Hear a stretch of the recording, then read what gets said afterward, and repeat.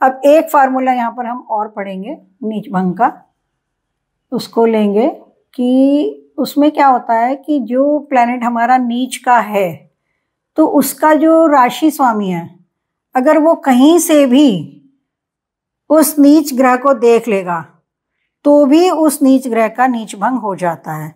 इसमें हम लेंगे, बना लेते हैं हॉरोस्कोप, यानी कि यहाँ पर हमारी मान लीजिए मेष राशि है, वृष, मिथुन, कर्क लगन की कुंडली आएगी, सिंह, कन्या, तुला, वृश्चिक, धनु, मकर, कुंभ, मीन। अब मान लीजिए हमारा इस कुंडली में शनि यहाँ पर डेबिलेटेड है, ठीक है, और अब इसका स्वामी कौन है? डेबिलेटेड प्लैनेट का, डेबिलेटेड प्लैनेट का स्वामी हमारा मंगल है, ठीक है। तो अब इस मंगल की दृष्टि, इसके जो नीचनाथ है, इसका जो हमारा नीचनाथ है वो कौन है? मंगल है।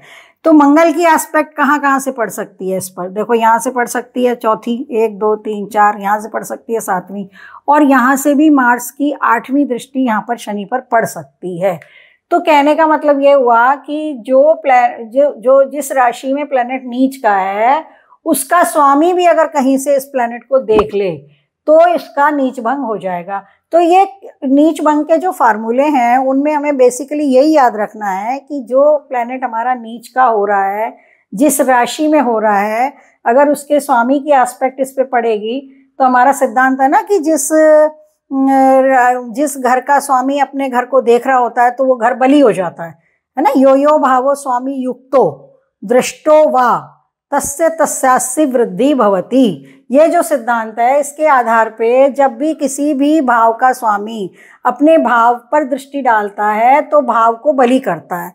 तो अब कहीं से भी मंगल इसको देख लेगा मान लीजिए, तो इस भाव की जो हानि शनि के नीच होने में होती वो नहीं होगी, उसके बजाय ये नीच भंग राजयोग दे देगा। अब इस तरह की कुंडली में क्या होता है कि जैसे मतलब ये यहाँ पर हमारा कर्म क्षेत्र का मालिक हो गया, कर्म क्षेत्र का मालिक हो गया मंगल, ठीक है। अब यहाँ पे देखिए ये एग्जाल्टेड वाला फार्मूला भी लग गया कि ये जो इसका दूसरा वाला प्लैनेट था वो एग्जाल्टेड हो गया, ठीक है। लेकिन अब ये यहाँ पर बैठकर कर्म क्षेत्र में शनि कारक भी है कर्म क्षेत्र का, तो ये नुकसान देना चाहिए इसे, तो नुकसान तो थोड़ा देगा, शुरुआत में स्ट्रगल तो बहुत देगा, लेकिन चूंकि मार्स की एस्पेक्ट कहीं ना कहीं से इसके ऊपर पड़ रही है और खास करके अगर इस वाले की पड़ गई तो ये अपने से संबंधित काम करवा देगा, लेकिन उसमें आपको अच्छा प्रोग्रेस देगा।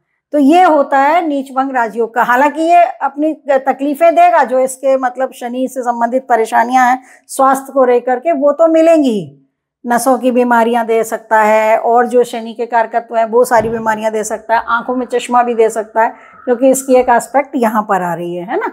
तो ये चीज़ है। इसी तरीके से एक और फार्मूला हम ले लेते हैं कि नीच भंग के कई सारे फार्मूले हमने लिए हैं ना, जैसे तो अब एक फार्मूला ये होता है इसमें बनाते हैं हम एक मकर लगन की कुंडली बना लेते हैं, क्योंकि ये नीच भंग के फार्मूले, मेन फार्मूला नीच भंग का यही है कि अगर किसी भी तरीके से जो प्लैनेट नीच का हो रहा है उस भाव को और उस राशि को और प्लैनेट को अगर बल मिल जाता है, जैसे मान लीजिए मकर लगन की कुंडली में यहाँ पर ही सैटर्न है स्वराशि का, और यहाँ पर कर्क राशि के अंदर मंगल, और ये डेबिलेटेड हो गया।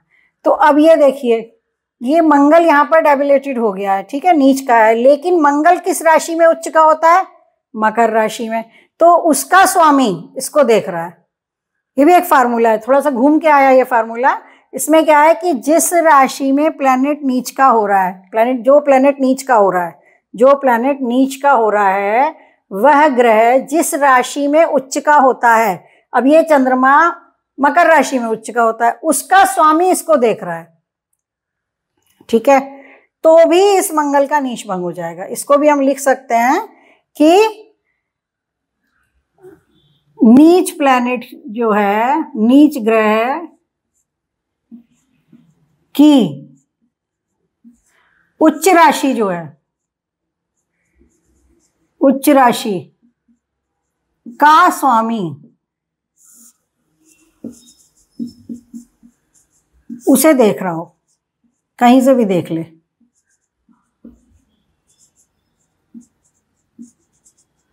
तो भी प्लैनेट का नीच भंग हो जाता है। अब जैसे इस कुंडली में हो रहा है कि मंगल का यहाँ नीच है, मंगल यहाँ पर डेबिलेटेड मंगल है, लेकिन इसके ऊपर जो इसका उच्च राशि का स्वामी, उच्चनाथ कहलाएगा ये शनि यहाँ पर, क्योंकि मंगल मकर में जाकर के उच्च का होता है। तो इसका जो उच्चनाथ है वो है शनि, और उसकी एस्पेक्ट इस मंगल के ऊपर डायरेक्ट आ रही है। तो यहाँ पर ये मंगल का नीच भंग हो गया। लेकिन ये मंगल, अब हम ये कहें नीच भंग हो गया तो मैरिटल लाइफ में प्रॉब्लम नहीं देगा, नहीं नहीं, मैरिटल लाइफ में प्रॉब्लम देगा, क्योंकि मंगल है यहाँ पे बैठा हुआ है, मंगली बना रहा है, सब कुछ करेगा।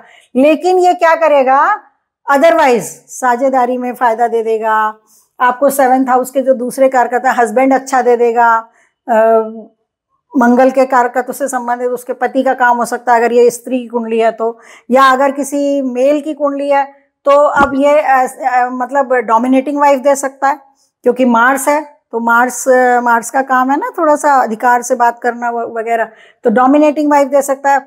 मंगली योग बनाएगा तो वो सारी चीजें लागू होती चली जाएंगी। ये नहीं है कि हम एक बात को लेके चल ले। और मंगल यहाँ पर स्वास्थ्य की परेशानियां जरूर देगा, किसी की भी कुंडली में हो, क्योंकि ये नीच का है ना। तो ये क्या करेगा, नीच भंग राजयोग के कहाँ फायदे देगा, अच्छी ससुराल दिला सकता है आपको, अच्छी पत्नी दिला सकता है ना, पर्सनैलिटी अच्छी दिला सकता है पत्नी की, वो सारी चीजें दिला सकता है। लेकिन जहाँ हेल्थ की बात आएगी, जब जब इस मंगल का रोल आएगा, जब जब इनका अंतर आएगा अन्य दशाओं में, तो ये स्वास्थ्य को, ब्लड प्रेशर को खराब कर सकता है आपके। अगर लेडी की कुंडली है तो मेंस्ट्रुएशन प्रॉब्लम दे सकता है, जेंट्स की कुंडली है तो एक्सीडेंटल कंडीशन दे सकता है, ब्लड शेड करवा सकता है। तो इस तरह की बात है। तो राजयोग का मतलब ये नहीं है कि आपके सब फायदे हो गए, बल्ले बल्ले हो गया। नीच प्लैनेट स्वास्थ्य की खराबी तो अवश्य देगा जब जब इसकी दशा अंतरदशा आएगी, लेकिन मेटेरियलिस्टिक वर्ल्ड में आपको फायदा देता है जब प्लैनेट का नीच भंग होता है। यही इसका फार्मूला है। इसके बहुत सारे फार्मूले हैं, हमने इसमें सिर्फ 6 फार्मूले यहाँ पर लिए हैं। और बेहतर ये होगा कि फार्मूलों को भी पढ़ें, बार बार समझें।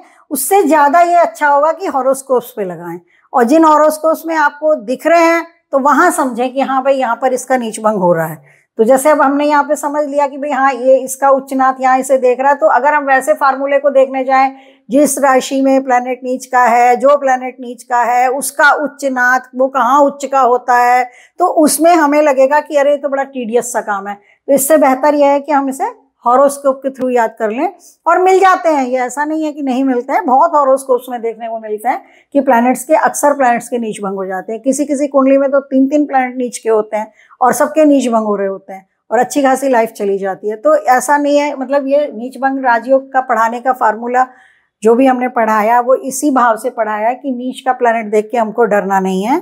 कई बार ये प्लैनेट बहुत अच्छे रिजल्ट भी दे जाते हैं, बड़े बड़े अफसरों की कुंडली में देखने में आया है। ऐसा नहीं है कि नहीं आया है प्लैनेट को। जैसे उच्च के प्लैनेट भी बड़े बड़े पद प्रतिष्ठा देते हैं, उनकी तो हम बहुत चर्चा करते हैं। नीच के प्लैनेट भी अच्छे राजयोग दे जाते हैं, ऐसी कोई बात नहीं है।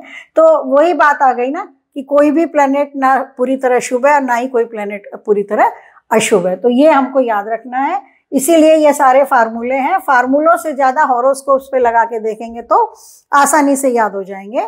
2, 4, 5 कुंडलियाँ आपके दिमाग में अगर सेट हो गई तो आपको याद हो जाएगा। सिंपल सी बात है कि मंगल जहाँ नीच का होता है वहाँ गुरु उच्च का होता है। तो अगर मंगल गुरु एक साथ है एक राशि में तो एक नीच का हो रहा होगा, एक उच्च का हो रहा होगा, अगर नीच भंग वाली बात है तो, है ना।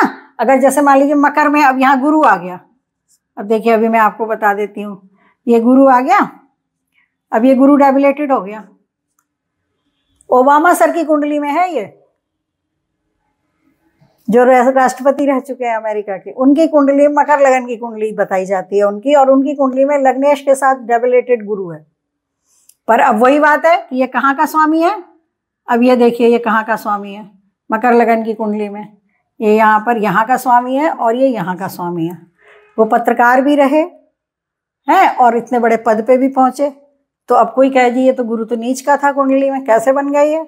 तो ऐसा नहीं है, वही बात है कि नीच भंग हो गया, क्योंकि ये जहाँ नीच का हो रहा था उसका स्वामी के साथ बैठ गया, है ना। तो ये चीज़ है। तो अब इससे बड़ा एग्जाम्पल क्या हो सकता है कि नीच भंग राजयोग हुआ। हालांकि उनकी कुंडली में मंगल भी इसी तरह से, तो उनकी माता को कष्ट हुआ था, उनकी माता को कुछ तकलीफ ज़्यादा हुई थी, स्वास्थ्य उनका खराब हुआ था। तो ये चीज़ है। तो ये बड़े लोगों के एग्जाम्पल इसलिए दिए जाते हैं कि बड़े लोगों की सक्सेस तो हमें दिख रही होती है, तो हॉरोस्कोप में भी अगर हम थोड़ा सा उसको एनालाइज कर लें तो हमारा थोड़ा उत्साह वर्धन होता है कि भाई प्लैनेट नीच का होके भी हमें अच्छे पदों पे पहुंचा सकता है। तो आज के लिए इतना ही करते हैं। और अगर आपको कंटेंट इंटरेस्टिंग लगता है, अच्छा लगता है, तो इसको लाइक करिए, शेयर करिए, सब्सक्राइब कीजिए और बने रहिए अक्षर ज्योतिष चैनल के साथ। और भी हम लोग टॉपिक लेंगे आगे आगे, है ना। तो आज के लिए इतना ही। जय हिंद, जय भारत।